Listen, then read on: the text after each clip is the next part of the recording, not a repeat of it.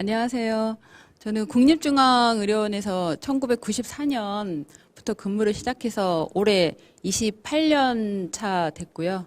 하여튼 오늘 이런 자리에 초대돼서 이렇게 발제하게 돼서 너무 의미 있다고 생각을 하고 반갑습니다.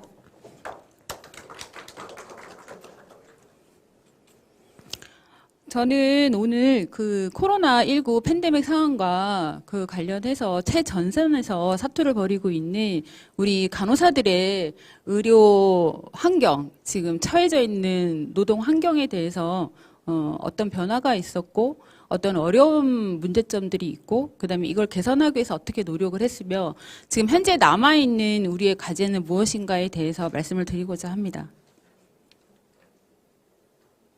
그래서 오늘 순서는 이렇게 세 가지로 제가 지금 좀 전에 말씀드린 대로 이렇게 진행을 하도록 하고요.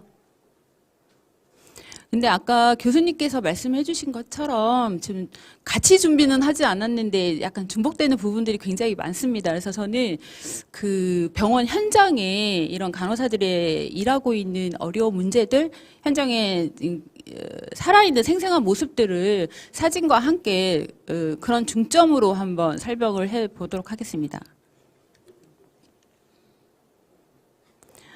아까도 지금 중복되는 자료기는 한데요. 지표에 관해서는요. 지금 코로나19 관련해서 감염병 이전에도 간호 현장, 그 병원 현장은 인력은 정말 고질적으로, 만성적으로 정말 징그럽게 부족했습니다. 그래서 수년 동안 오랜 장시간 저희가 요구를 하고 목소리를 높였음에도 불구하고 변화된 거는 거의 없었다고 생각을 합니다. 그리고 그 이전에도 지금 다른 OECD 평균에 비해서 지금 절반도 안 되는 간호사들이 지금 병원 현장에서 일을 하고 있었고요. 더더구나 이제 감염병이라는 이 사태가 발병을 하면서 여러 가지 악조건들이 주변 이제 근로 환경에 이제 많이 영향을 미쳤죠. 저희가 이제 보조 인력이 이제 간호조무사라든지 그 업무 지원을 해주는 여러 직종의 인력들이 다 이제 빠지게 되고 투입이 안 되게 됨으로 인해서 간호사들이 이 순전히 이 업무들을 다 업무를 받고 이게 이제 폭발적으로 업무량이 증가되면서 이제 번아웃이 지금 2년 안 되는 시기에 정말 극도의 지쳐가는 모습들을 보여주고 있습니다. 국립중앙의료원 같은 경우에는 코로나 이제 전담병원이면서도 코로나 전담병원의 환자를 케어하는 것, 치료하는 것 이외에도 선별 진료소 운영이라든지 병원 입구에 이제 발열팀 운영, 그다음에 이제 코로나 관련한 이제 백신 예방 접종 센터까지 운영을 하고 있기 때문에 이런 부분들의 간호사가 투입이 되지 않을 수가 없습니다. 그래서 있는 인력으로 이런 여러 가지 이제 가중된 업무를 하다 보니 이게 지금 업무가 가중될 수밖에 없고요. 숙련된 간호사도 기존에 있던 이제 간호사들은 이제 경력 간호사들이 많이 부족하다. 이제 이런 것들이 나오고 신규 간호사의 교육 문제에 대해서도 많이 이제 얘기가 됐었는데 이제 코로나 감염병이 이제 팬데믹이 되고 이런 이제 환자들이 폭발적으로 늘어나는 상황에는 자꾸 이탈이 되고 사직이 되고 견디지 못하는 간호사들이 다른 해년보다 높아졌기 때문에 숙련된 간호사들이 굉장히 부족한 그 현장의 모습입니다. 사진을 보시면은요, 지금 국립중앙의료원 정문하고 후문하고 해서 지금 여기 앉아 계신 분들이 다 간호사, 간호조무사입니다. 그래서 별도 인력이 처음에는 작년에는 없었기 때문에 지금 있는 인력, 부족한 인력을 다 쪼개서 다시 이제 이런 인력들이 밖으로 나옴으로 인해서 새로운 이제 업무가 이제 가중이 됐기 때문에 남아있는 병동의 간호사 수가 그 감소될 수밖에 없습니다. 저희는 선별 진료실도 여러 이제 그 업무에 따라서 어떤 환자를 어떻게 볼 것인가에 따라서 이제 외래 환자라든지 증상을 어떻게 보이냐에 따라서 선별 진료실도 세 군데로 나눠서 지금 운영을 했는데요. 국내에 선별 진료실이 있었고 이제 외래 이제 호기 전담 이제 선별 진료실이 있었고 그다음에 해외 출국을 위해서 하는 선별 진료실이 따로 운영이 됐습니다. 저희 8층과 7층에 있는 코로나19 중환자, 중증 환자를 보는 병동은 아니고요. 코로나19 일반 환자를 보는 병동에서 근무하는 간호사의 모습을 찍은 겁니다. 지금 보시면은 화면 쪽에서 지금 간호사들이 들고 있는 게 지금 환자 배식 그 일회용 도시락입니다. 지금 도시락을 들고 가고 있는 모습이고요. 또 한쪽에서는 지금 레벨 D를 입고 지금 검체라든지 뭔가 전달을 하기 위해서 지금 가고 있는 모습입니다. 저희 청소와 소독을 하고 있는데요. 중간에 저희가 이제 구역을 나누고 이제 청결 구역과 준청결 구역, 더티 구역 이제 이렇게 구역을 나누면서 간호사들이 다 이렇게 청소를 하고 좀 소독도 하고 쓰레기도 버리고 있습니다.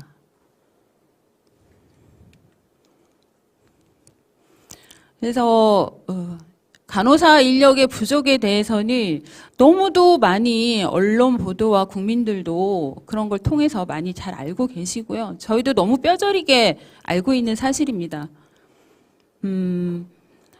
저희가 아까 교육 문제도 얘기했지만은 간호사들, 신규 간호사들의 교육 시스템에 대해서 이건 좀 고민을 해봐야 되고요. 교육 체계라든지 보상이라든지 어떻게 운영할 것인가에 대한 깊은 좀 고민과 이런 노력들이 좀 같이 병행이 이제는 정말 돼야 된다. 감염병을 겪으면서 기존에 되지 않았던 신규 간호사들의 교육이 더 잘 될 리는 없죠. 더 못 되는 경우가 많죠.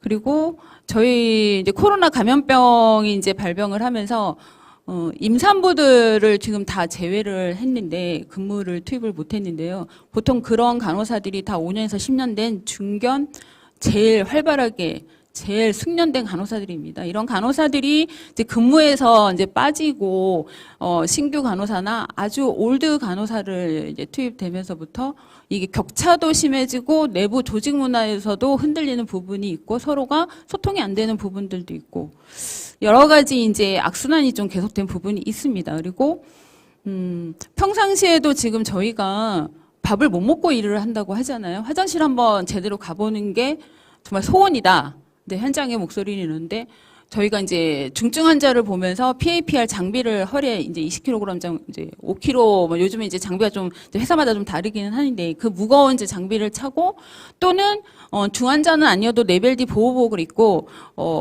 저희가 2-3시간 이상 연속적으로 근무를 할 수는 없습니다. 이게 지치고 쓰러지는 간호사들도 많이 발생을 하기 때문에요.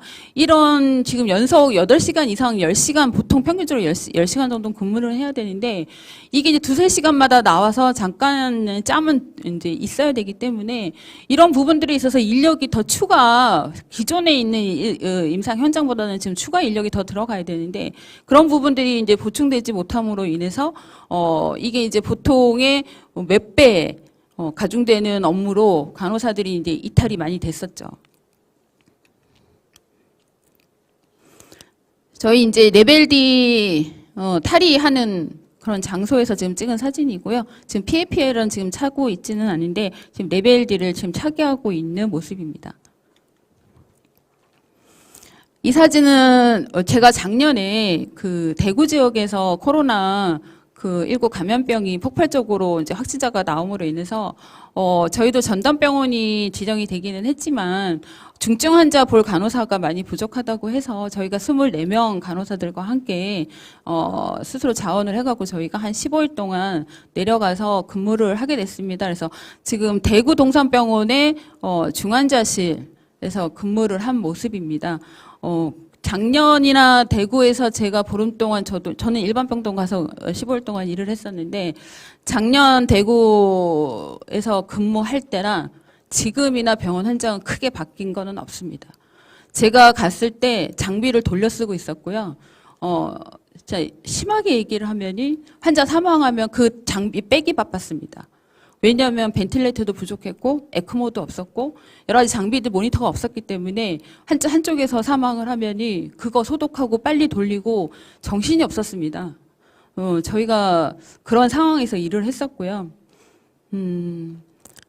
아수라장 같은 작년에 대구 동산에서 그런 모습을 보면서 저는 개인적으로 이게 몇 개월이 지나면은 최소한 이 상태에서는 좋아지겠지. 공간은 달라지고 우리가 이만큼 고생을 하고 환자들의 이런 팬데믹 이제 그 확진 감염병에 대해서 우리가 이만큼 사명 강령을 했으면 좀 나아지지 않을까 그런 희망이 있었습니다. 근데 물론 이제 조금씩 나아지고 있는데 우리가 정말 우리가 기대한 만큼 의료 현장에 변화가 있으려면 더 많은 노력들이 더 똑같은 목소리를 낼 수 있는 그런 힘들이 있어야 된다고 생각을 합니다. 그 대구 동상병원 갔을 때 일반 병동에서 찍은 사진입니다.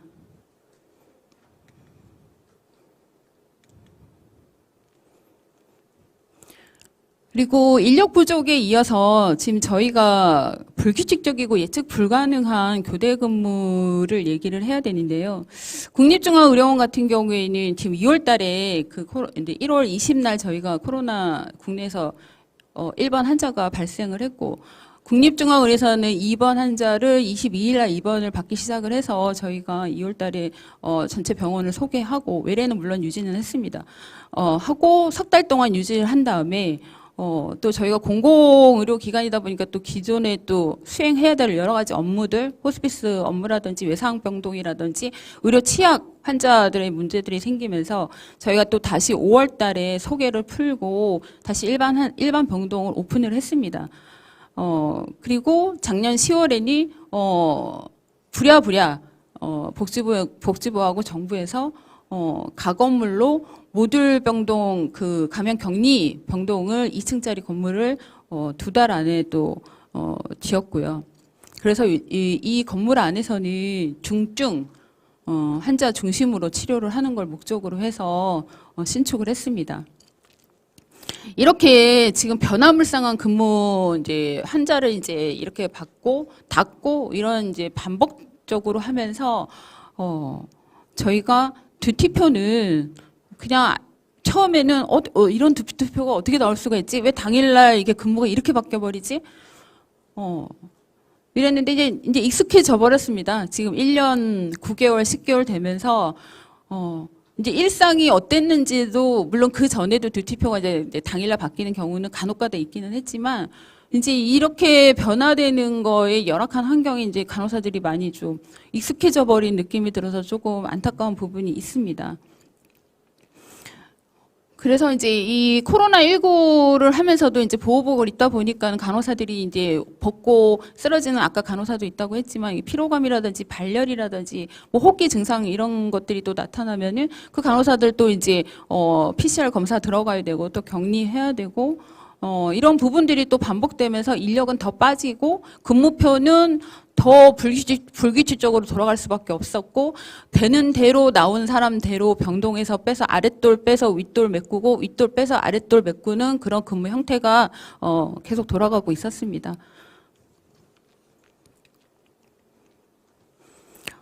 그 다음으로는 이제 보상체계에 대해서 말씀을 드리고 싶은데요. 국립중앙의료원 안에서는 코로나19 발생을 하면서 감염병 관련해서 위험수당이라든지 이런 수당의 보상은 전혀 없었습니다. 공공기관에서 감히 생각할 수도 없었고요. 다만 지금 한시적으로 정부에서 감염관리지원금이라고 지원금이 나왔었는데 또 이런 게 이제 정부에서 지원이 나왔을 때 의료 현장에서는 굉장히 많은 갈등과 혼란이 있었습니다. 분열도 있었고요. 직종별로의 서로 이해를 못하고 차별받았다는 그런 느낌. 직종별로 가이드라인에 이제 대략적인 가이드라인만 줬을 뿐이지 정부에서 책임을 지면서 어떻게 산정을 했는지 그런 근거 없습니다. 그래서 직종별로 이런 서로 서운해하면서 혼란되는 부분들이 있었고요. 혼란스러운 부분들이 있었고 그나마 지급되는 감염관리지원금의 시기조차 산정할 수 있는 대상 기간조차도 정부에서 한시적으로 임의적으로 정해서 줬기 때문에 꾸준히 근무한 사람은 상관이 없겠지만 일반 병동과 감염병동을 왔다 갔다 한 간호사들 같은 경우에는 시기적으로 불이익을 받았다고 하는 간호사들도 있습니다.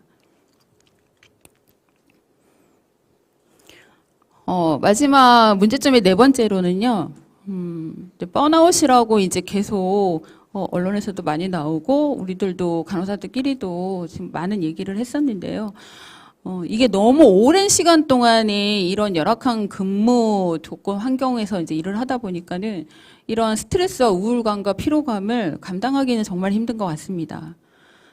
국립의료원 같은 경우에는 지금 진료과가 원래 뭐 내과, 외과, 중환자실, 뭐 신생아실, 소아과, 분만실, 수술실 이렇게 다 원래 병원마다 기본적으로 나눠져 있는데 저희는 그 진료과에 상관없이 중증도에 따라서 중환자, 준중환자, 그럼 경증 환자, 뭐 이렇게 중증도에 따라서 나누고 과에 상관이 없이 이제 분류를 하다 보니까는 그 병동에 있는 간호사들은 여러 가지 자기 경험하지 못한 그런 과들의 환자를 다 받아야 됩니다.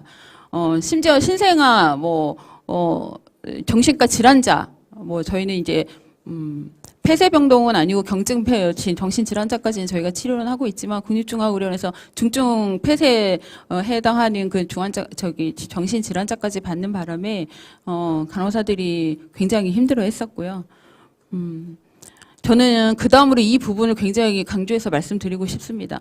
환자들의 폭언과 폭행에 많이 노출된다는 그 부분을 강조해서 좀 말씀드리고 싶은데요. 밀폐된 그 격리된 공간 속에서 환자들도 가족들과 다 단절이 되다 보니까는 이 우울감과 분노가 굉장히 그게 치다릅니다. 네, 이런 부분에서도 간호사가 또 시간이 많은 것도 아니고 여유가 있는 게 아니기 때문에 말할 수 있는 상대도 없고 뭔가 불편해도 자기의 요구가 잘 들어주지 않는 것 같고 그래서 이런 감정들이 그대로 정말 하나도 걸러지지 않고 간호사들한테 직접적으로 표출이 됩니다. 분출이 되고요. 그래서 이런 걸 지금 고스란히 간호사들이 지금 다 받아야 되는데요. 저희가 작년 5월에 정신질환자를 받으면서 간호사가 들어가서 이제 그 침상에서 마구 흔들면서 낙상이 될 위험이 있는 환자였는데 그거를 이제 잡아준다고 손을 잡아줬는데 환자는 이제 공격성으로 의료진이 자기를 공격한다고 생각을 해서 간호사를 바닥에 눕히고 위에서 눌렀습니다. 근데 환자가 거의 뭐 80kg, 90kg 남자 환자였고요. 간호사는 40kg밖에 나가지 않았습니다. 그래서 눌러서 옷을 다 찢고 마스크를 다 벗기고 한 7, 8분 동안 눌렀는데 그동안 보통 때 같았으면 이제 밖에 있던 이제 간호사가 들어간다든지 보안 인력이 들어간다고 하지만 저희가 코로나 상황에서는 옷을 갈아입고 들어가야 되고 모니터를 지금 계속 지금 실시간 초단위로 볼 수 있는 상황이 아니기 때문에 들어가는 데만 7, 8분이 걸렸고 그동안 간호사는 본인은 자기는 여기서 이제 생명이 끊기는구나 이제 그렇게 느꼈다고 하더라고요. 그래서 그 CCTV를 저희가 보면서 간호사들이 굉장히 같은 처지라고 느끼면서 그 여파가 굉장히 컸었습니다. 그래서 앞으로 우리가 더 중점적으로 해야 될 거는 이런 폭언이나 폭행에 대해서 우리가 보호를 어떻게 받을 수 있는지 이런 부분에 좀 중점을 둬야 된다고 생각을 하고요. 또 올해도 이제 백신을 맞으면서 그런 감염에 대한 공포가 조금 줄어들기는 했지만 감염 위험에 대한 그 불안과 공포감이 작년에는 굉장히 심했고요. 그래서 근무 시간이 끝나도 집에 가지 못하고 가족들과 별개로 분리돼서 따로 1인자들끼리 1인 그 혼자 1가구끼리 묶어서 이제 산다든지 아니면 병원에다 요구를 해서 따로 숙소를 얻어갖고 숙소를 따로 배정을 받아서 거기서 생활을 한다든지 정상적이지 않은 생활을 장시간 동안 했었습니다.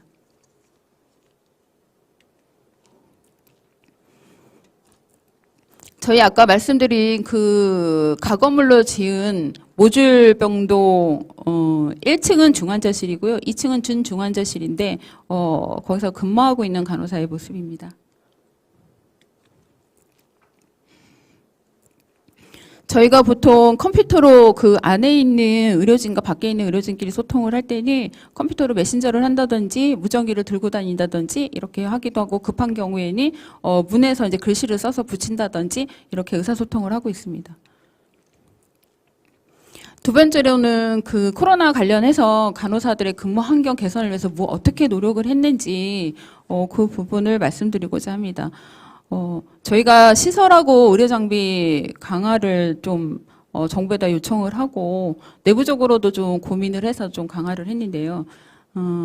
코로나19 그 모듈 병동을 신축을 했다고 했는데 저는 여기서 한 가지 말씀드리고 싶은 게 저희가 메르스를 2015년에 겪으면서 그 이후에 정말 정부에서 약속했던 중앙 감염병을 그 계획대로 실행을 했다면 우리가 이렇게까지 힘들게 감염병에 대응을 했을까? 그런 아쉬움이 있고 그런 거를 좀 말씀드리고 싶습니다. 왜냐하면 코로나19 모듈병동이 1, 2층이 생기면서 간호사들이 굉장히 좋아했어요.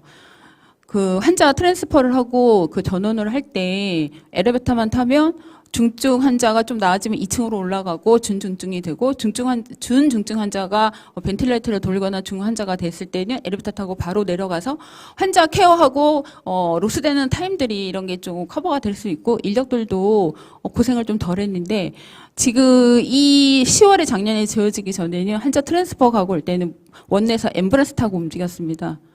그렇기 때문에 이런 로스되는 타임이라든지 인력이 더 들어가야 되는 의사, 보조인력, 간호사 해서 밖으로 외부로 나갔다가 들어갔다가 이런 부분들 동선 이런 관리 부분들이 굉장히 힘들었었고요.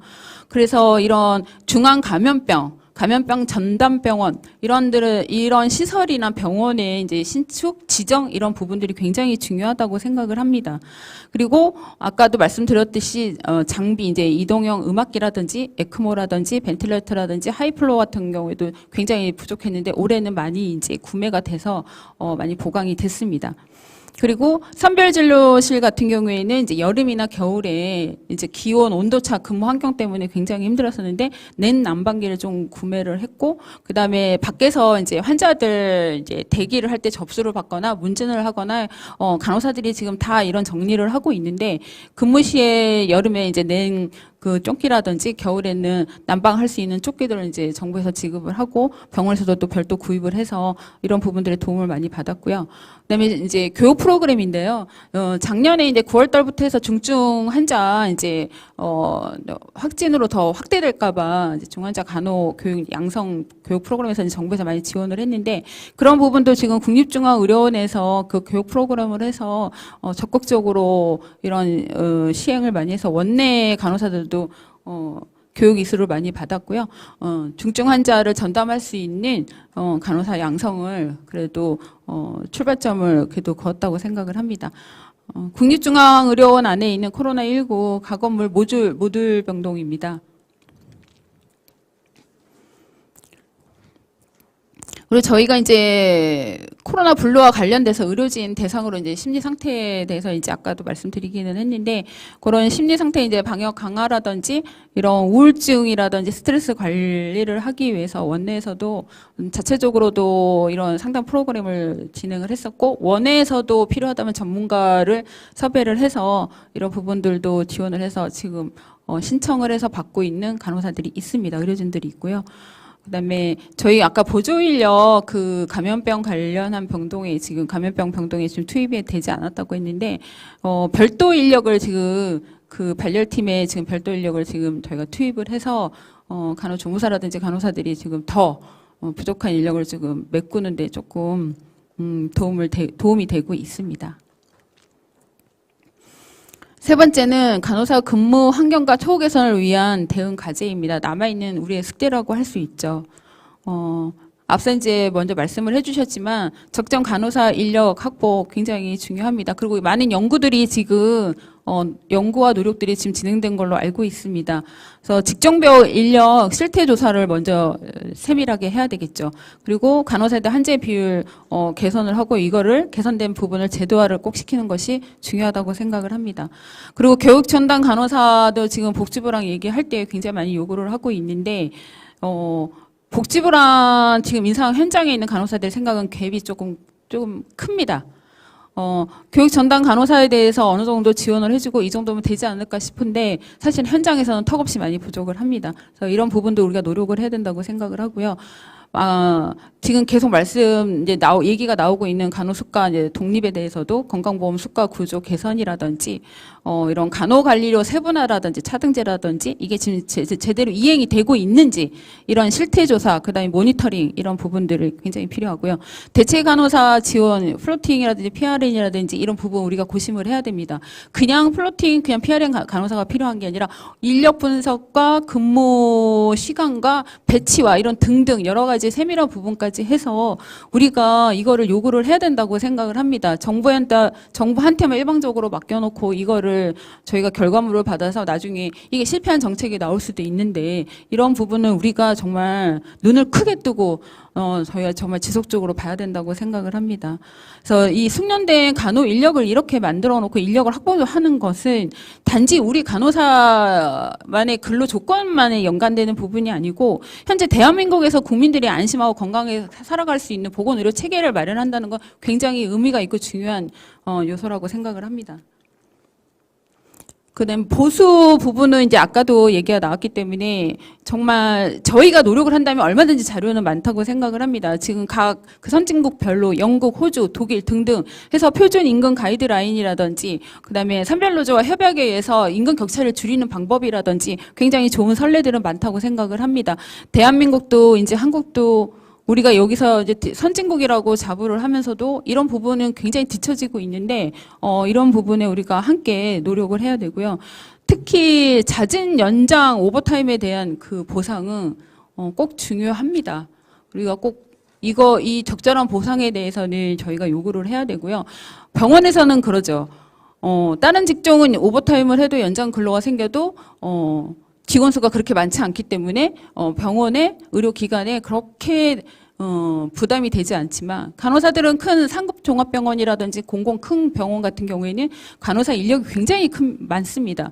이런 인력 큰 다수를 갖고 있는 인력 그 직군에 대해서 연장 근무를 다 챙겨주기는 너무 힘들다. 그건 저는 어불성설이라고 생각을 하고요. 당연히 근로한 만큼의 대가는 있어야 된다고 생각을 합니다. 그다음에 이제 수가가 제대로 보상이 되면 간호사 임금과 연계를 해야 되고요. 현재 지금 복지부하고도 얘기하고 정부하고도 얘기하고 있는 감염병 발생 시에 제도화된 위험수당이 적절하게 지급이 돼야 됩니다. 그리고 마지막으로 이제 불규칙적인 교대 근무제 개선에 대해서 말씀을 드리고 싶은데요. 정말 저희가 당연하게 이때까지 수십 년 동안 느끼고 받아들이고 살았던 교대 근무제에 대해서는 근무 형태별로 이제 조금씩 이제 연구하는 결과들이 나오고 교수님들이 이제 어떤 샘플을 이제 대안을 내놓으시고 하시는데 그것도 좋은 출발이라고 생각을 합니다. 규칙적이고 예측 가능한 교대 근무제가 제시돼야 되는데 아까 말씀해 주신 것처럼 인력이 꼭 저는 따라가야 된다고 생각을 하고요. 야간 근무를 축소하려고 해도 그 인력이 따라가야 되고 휴식권을 보장을 하려고 해도 인력이 따라갈 수밖에 없습니다. 그다음에 야간 근무에 대한 보상이 강화되어야 되는데 지금 정부에서도 이런 부분에 대해서는 동감을 하고 있습니다. 그래서 이런 거를 이렇게 공감대가 형성되었을 때 우리가 이거를 추진력 있게 동력을 갖고 계속적으로 우리가 추진해야 된다고 생각을 합니다. 감사합니다.